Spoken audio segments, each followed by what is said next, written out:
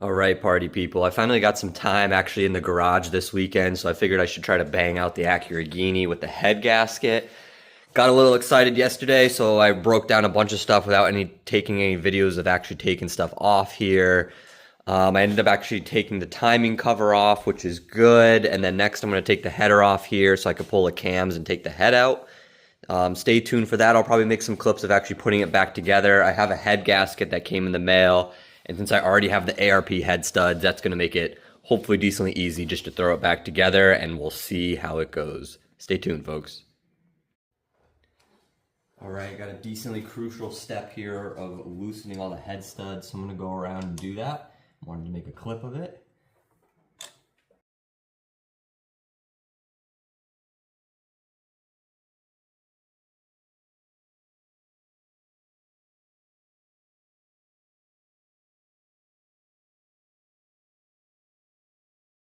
I'm going to pull all these off, and I'll come back when I'm removing the head.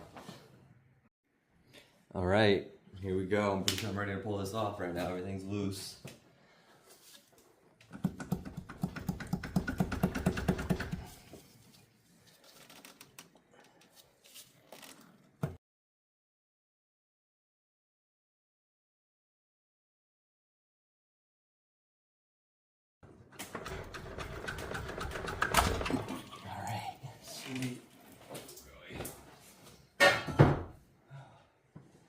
A little bit of a struggle there to get off the studs, but there she is. Looks like I leaked some coolant into the cylinders.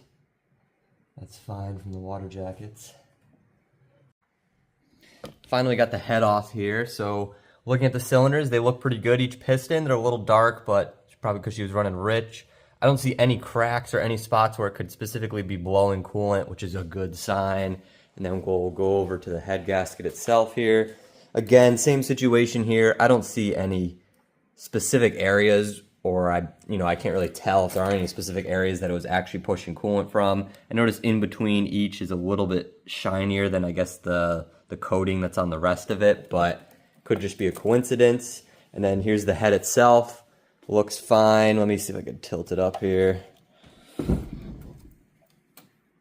And same thing here. I don't see any specific spots that would definitely indicate where it was leaking, but it was definitely pushing coolant. So I'm going to see if I can put the new head gasket in. I'll start putting everything back together, folks. All right, ladies and gentlemen, it was only a few seconds for you, but I got the head back on. I actually just finished retorquing it with the new head gasket. I ended up making a fatal discovery while I was torquing it down. So this is the torque wrench that I own, and what I've discovered, I rented another one from AutoZone, which is the bigger one here. This one was not torquing these head studs tight enough at all, especially when I compare it to the good one that I got from AutoZone. So now they're actually torqued down to 80 foot-pounds, as says ARP book, and I'm pretty sure that was most likely the issue I was having before. So stay tuned. I'm still going to throw everything back together and try again. Doesn't really look like that much has changed here, but everything is just about back together. I'm waiting for the sealant on the timing chain cover to harden before I fully tighten it down. I got everything else. I got the intake manifold on, the exhaust, the header, the wastegate's all tightened up now.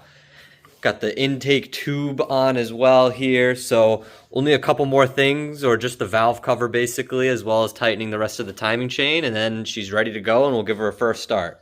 Stay tuned. All right, party people, I got everything put back together here. I don't think I missed anything. Everything's torqued down correctly this time.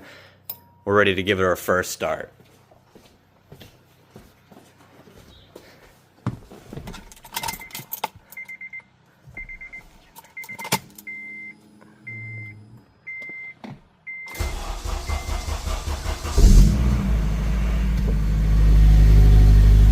Check for leaks.